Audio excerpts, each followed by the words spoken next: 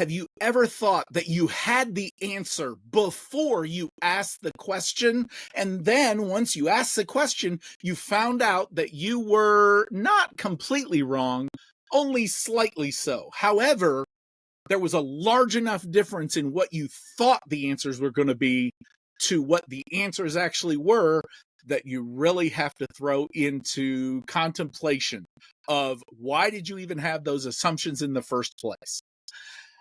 That's what we're talking about today. It's all about looking at poll results with a maintenance mindset here on the Multifamily Media Network.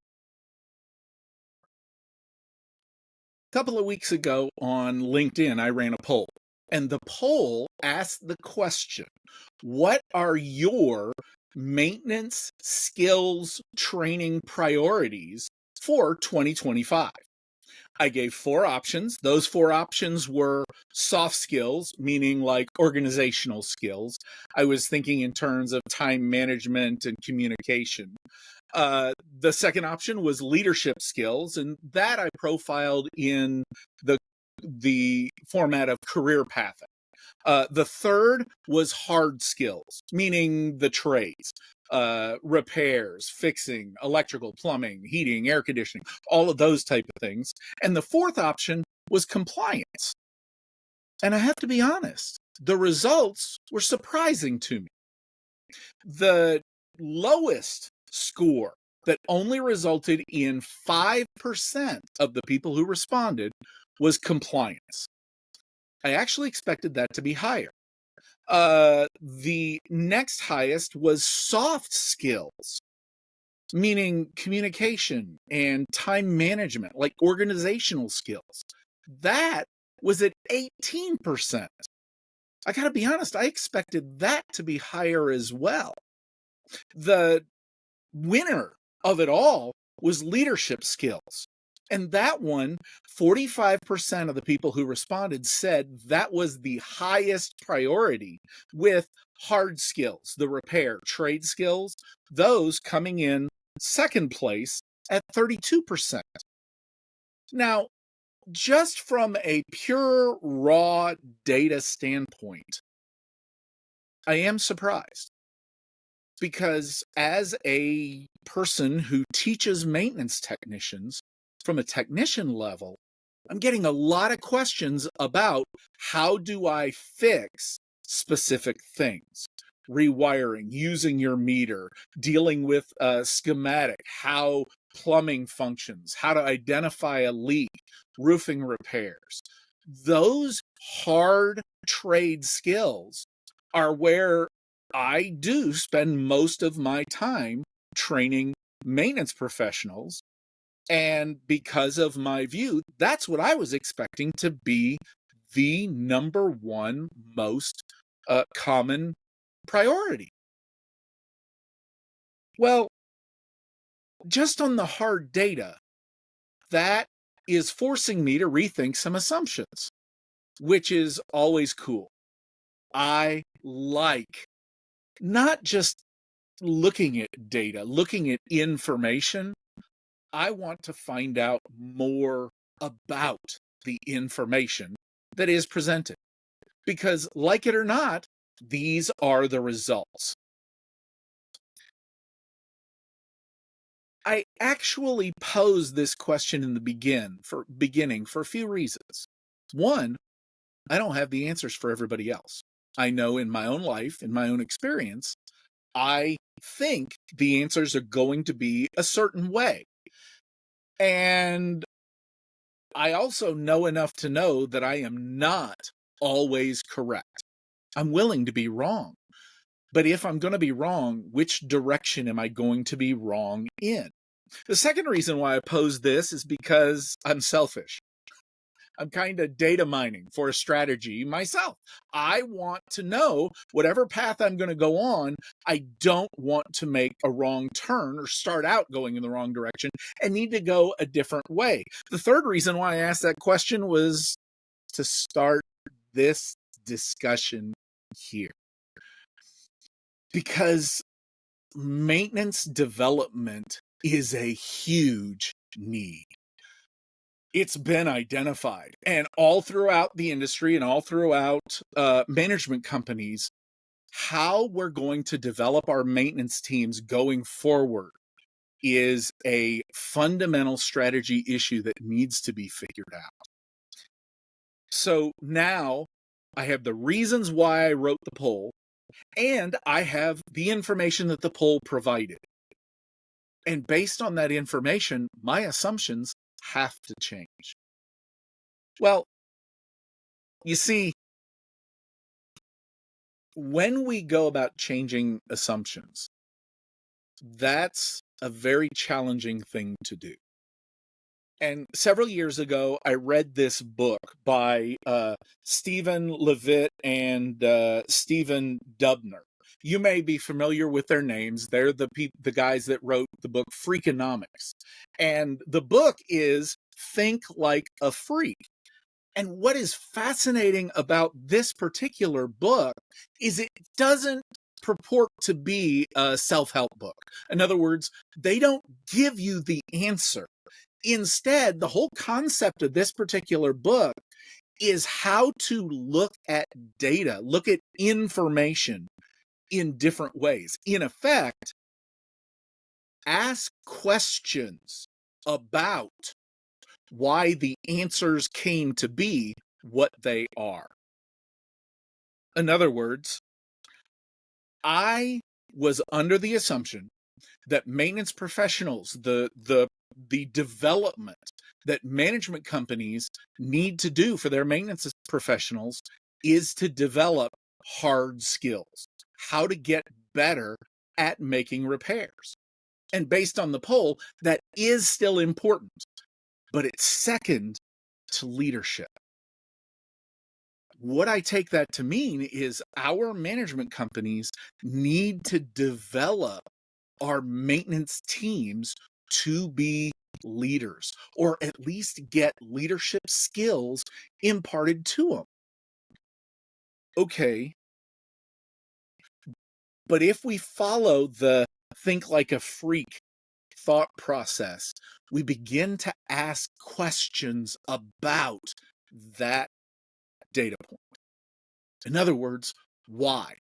Why do we need to develop leaders for maintenance? And the cool thing about it is by beginning to ask questions of the data itself, one, it helps me get away from my assumptions.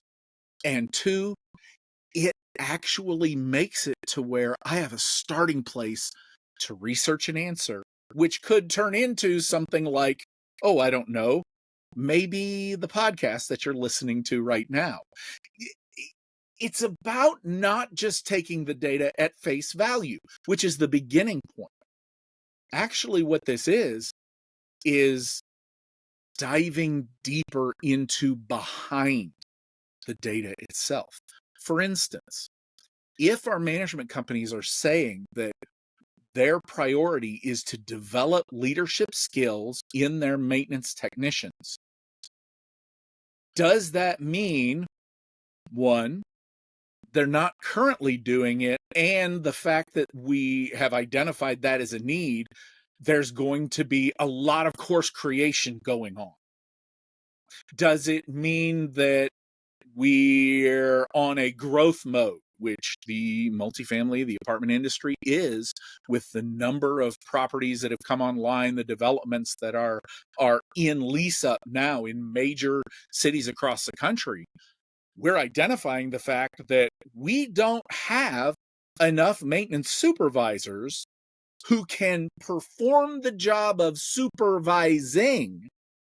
And this identification of that as a priority is a response to that.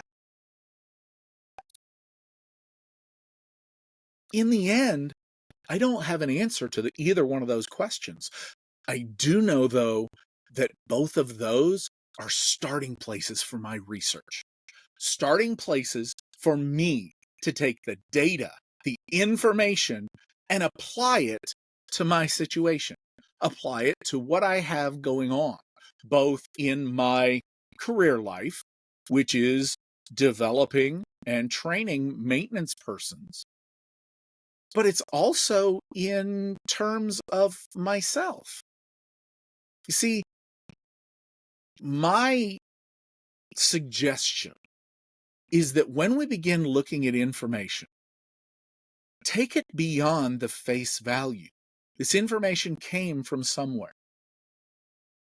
If we treat this information, whatever information that you are interacting with, if we begin to treat it as truth, then what changes happen in my life or in those around me? What has to change if this is true and my assumptions were wrong? See, you may have identified by now that I'm asking a lot of questions, and I'm not answering very many of them. Actually, that concept, though it was inspired by the book Think Like a Freak for data, once we get into looking at us as individuals, those type of questions were actually inspired by another book. Actually, it's a couple of books that I'm reading right now for my life, because I admit I still have growth that needs to occur. And the book, the other series of books that I'm reading and digesting and internalizing right now is actually, it begins with this one. It's called The Coaching Habit by Michael Bungay Stanier. I think that's how you pronounce his name. It's a fascinating book, and it talks about, instead of providing answers for other people, provide questions for those other people to get their own answers. And it's a fascinating concept, especially for someone that, admittedly, you probably realized yourself, I like to talk. I like providing advice. I like giving answers. Yes, in some instances, I do like being the most knowledgeable person in the room. Notice I didn't say the smartest person in the room, because I know by far I am not. But I do like to know, or at least have something that I know that is more than somebody else in the room.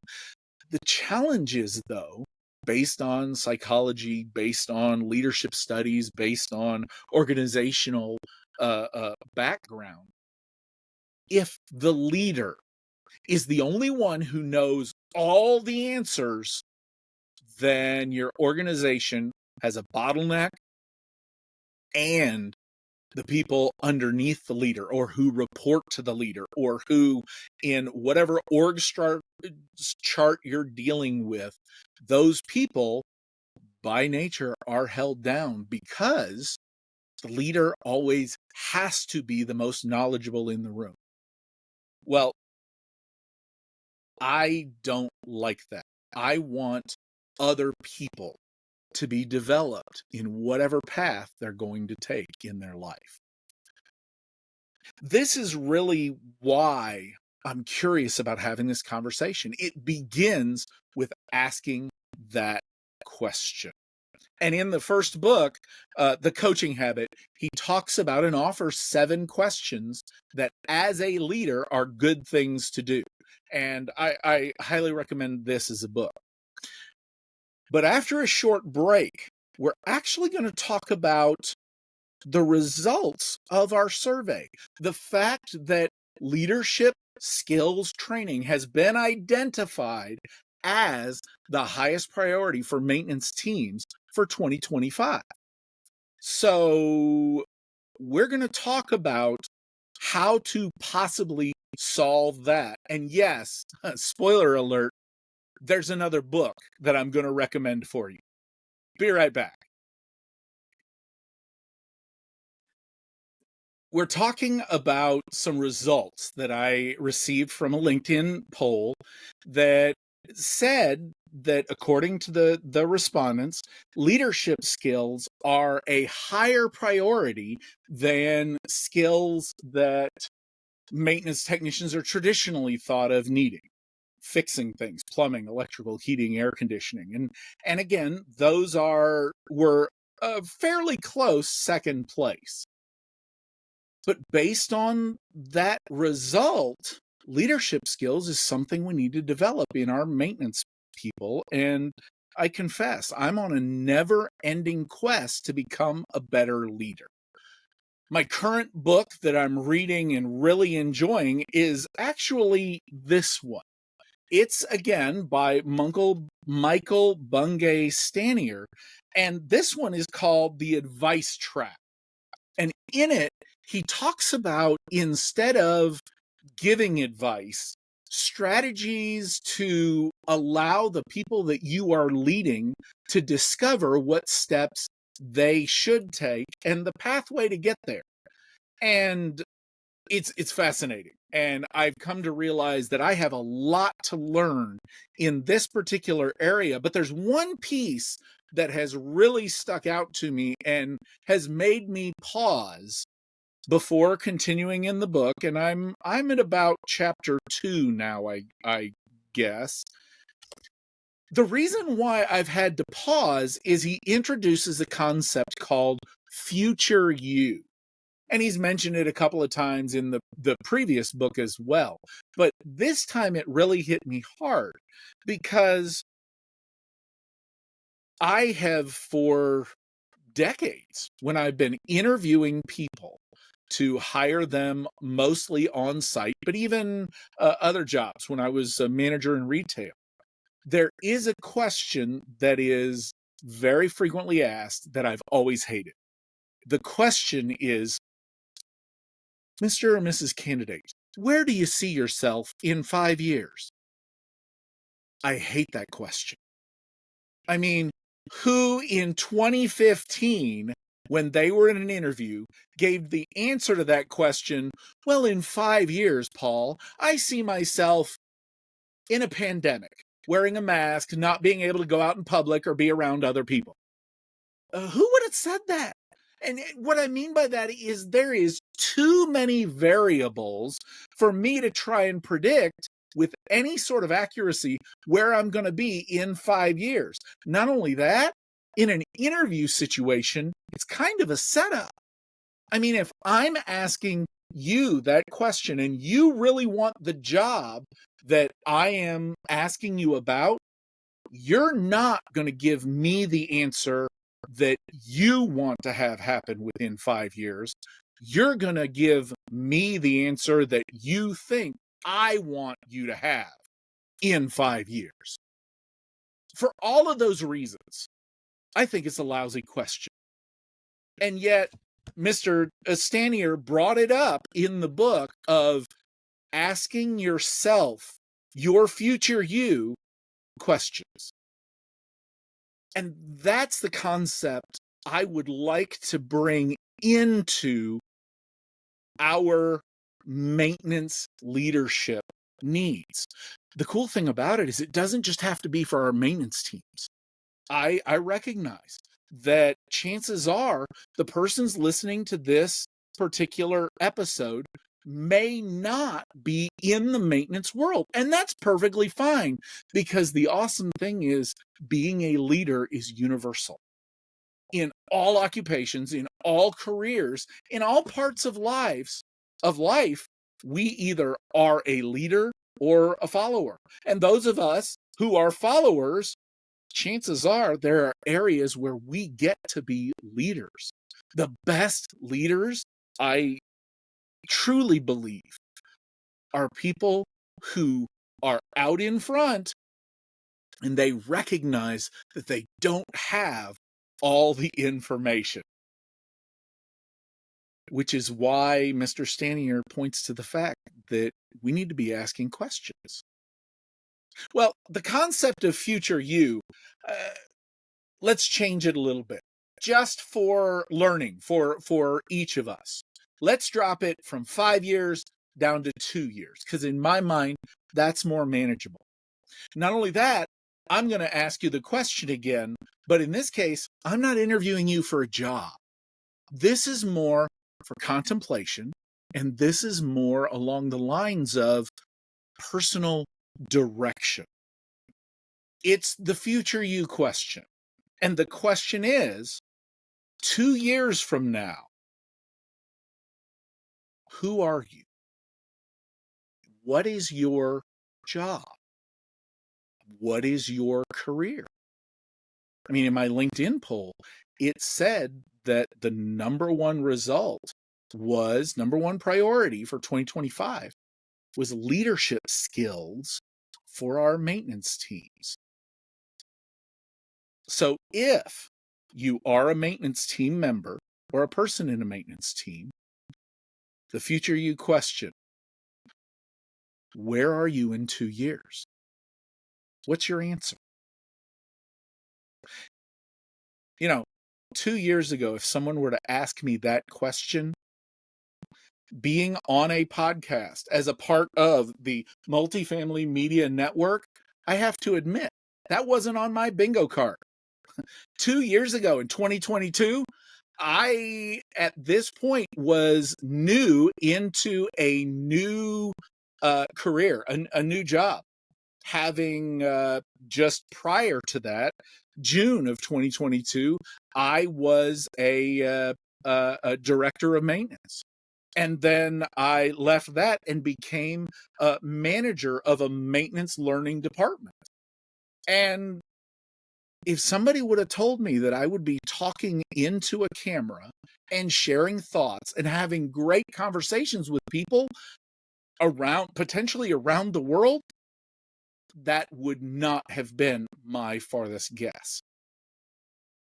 If I was to go back and ask past me that question,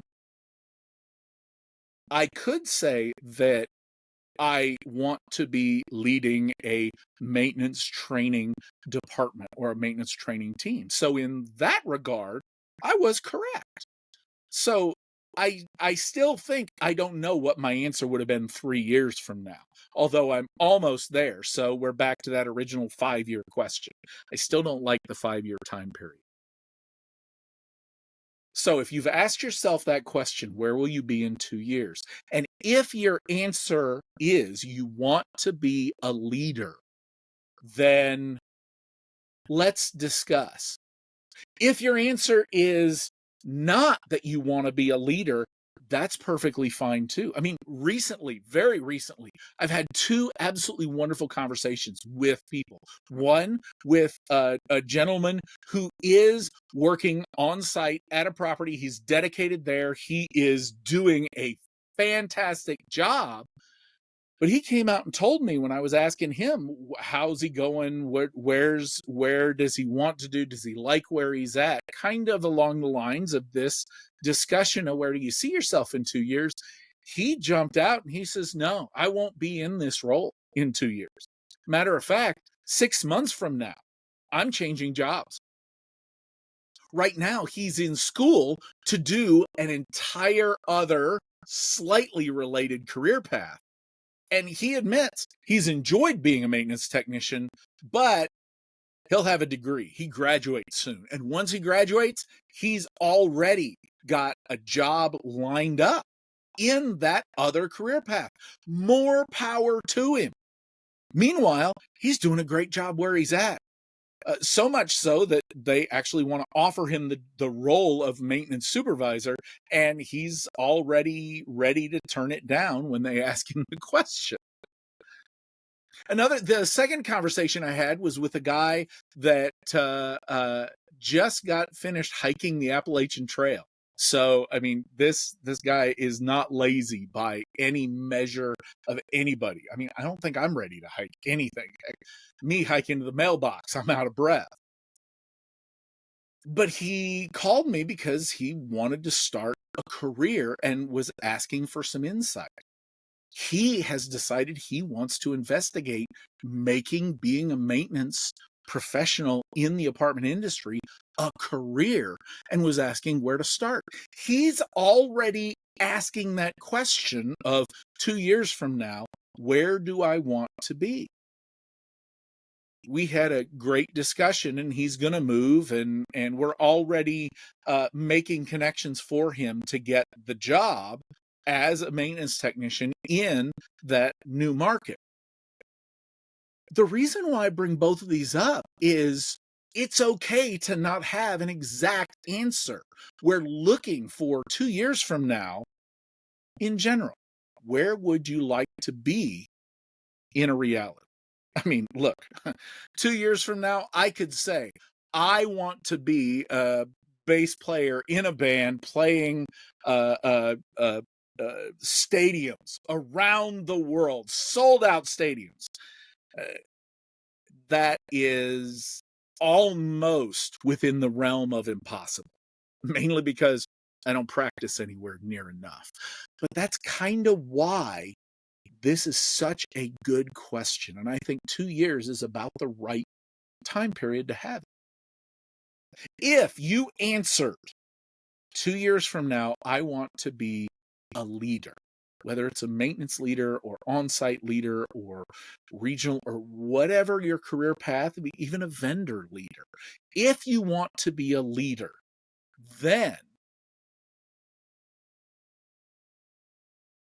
what do you define being a leader as? In other words, if you want to be a leader 2 years from now, what does that mean? What does successfully being a leader mean? I asked that question, and to me, that answer to that means you're the first person to call with new information. Whenever changes need to be made, you are the first person, maybe even before strategy is developed. But you're on that short list of new information. And the reason why is because as a leader, you're going to be making decisions that not only affect you, but that affect other people.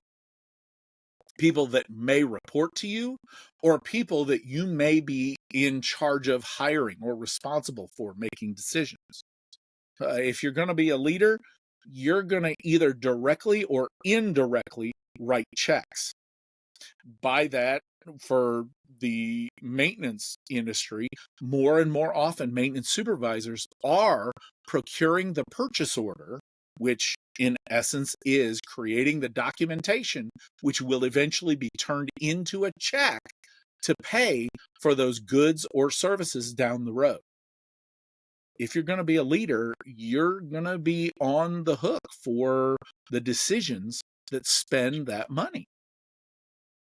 You also are going to be responsible for hiring vendors. Who are you going to hire or put to work? In other words, are you going to delegate in-house or out of house? That delegation word is critical because you will be making the decision for who delegation gets to. Those go into being a leader.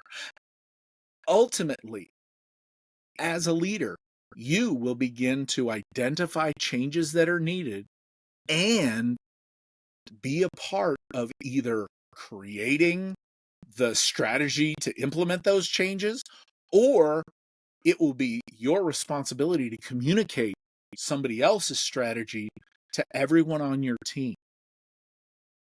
See, those are my reasons or my definitions of what being a leader looks like. When you begin defining that, get detailed, get specific. And the reason why is because you end up having a destination. You can see where you're going, what direction you're going to be heading in. I mean, here we're talking about being a leader of ourself. So if you are a leader in 2 years, that supposes that you're going to have followers. Now, those followers may be employees, they could be vendors, they could be acquaintances, they could be associates, they could even be leaders of you. You know, there's this concept from John Maxwell of the 360-degree leader. That means you might be leading persons who have a title or a role that is above yours. You may be reporting to them. And even though they positionally are leading you based on how well you do your job or what direction you do and implement your job, you may be able to guide them in their work. That was a definition of leader I didn't add, so I need to add that into my definition as well. But that presupposition that if you are a leader, you will have followers, then we get to ask some questions, some more questions. And these questions do get a little more challenging and a little more uncomfortable. The first question that I end up asking is, if I'm going to be a leader in 2 years, what do my followers look like? And I'm not talking about physical appearance or anything like that. I mean, are they dependent or autonomous? In other words, do they have to ask me for permission to do things? Or do they know that I trust them enough to go do something and report back and let me know what they're already doing? Both answers, depending on what type of leader you want to be, are correct. But it's what kind of leader do you want to be? You'll be identified the type of leader you are based upon how your followers follow. What kind of follower do you want? Do you want them to beg for your time, or do you want them to be confident in what they've got going on? Do you want them to be silent, seen but not heard?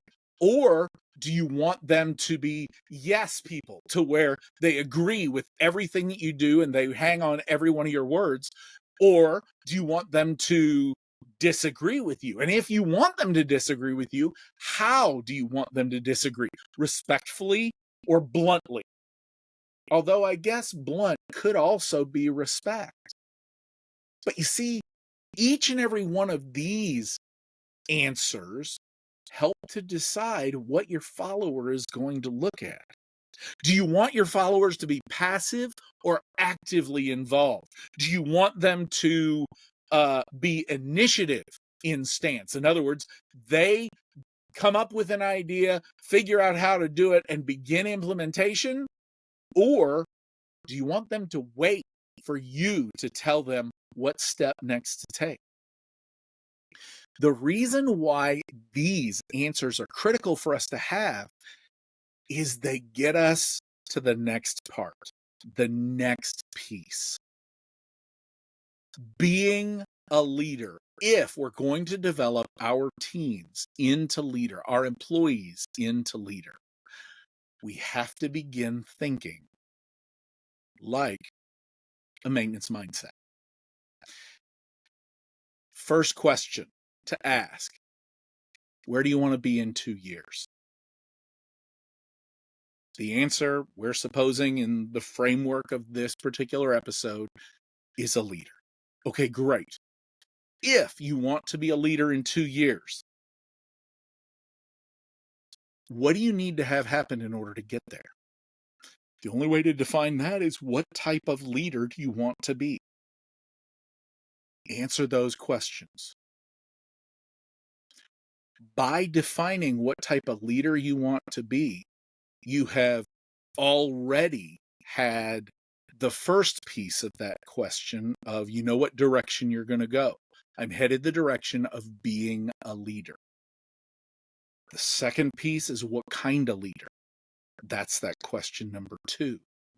By answering that, you begin to figure out the steps you need to take. Question number 3, are you on that path? Are you on that step? And getting to that question number 3, sometimes that's the hard one.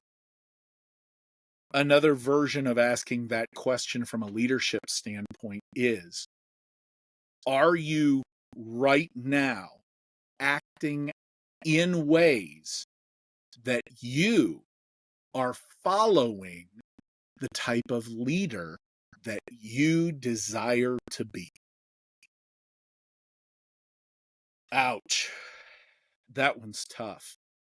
That one is the biggest challenge that I have. And it's a question that I constantly ask myself. All of those go into having a maintenance mindset.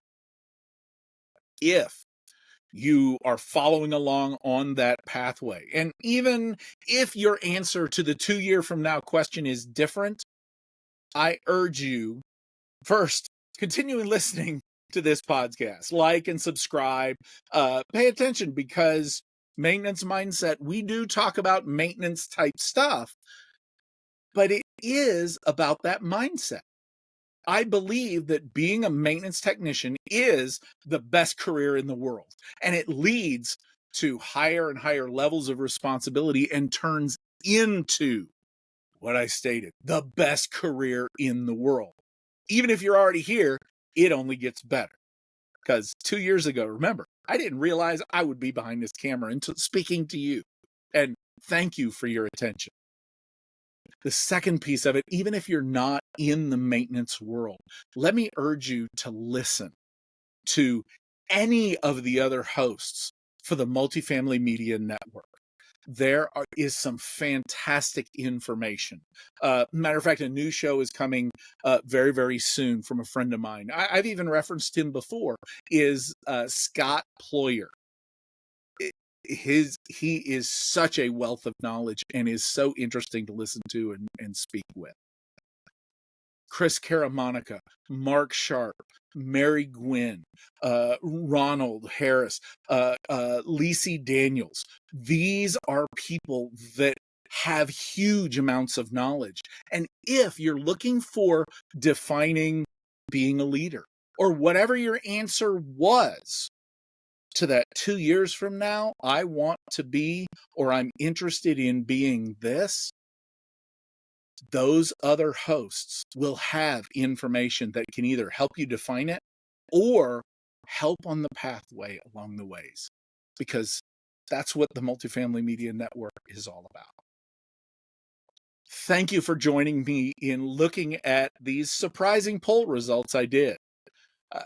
I hope you found it as instructive as I have in a direction of research that I need to do, both on a personal level and a professional level. Thanks again. I hope you have a fantastic rest of your week, and I will see you somewhere.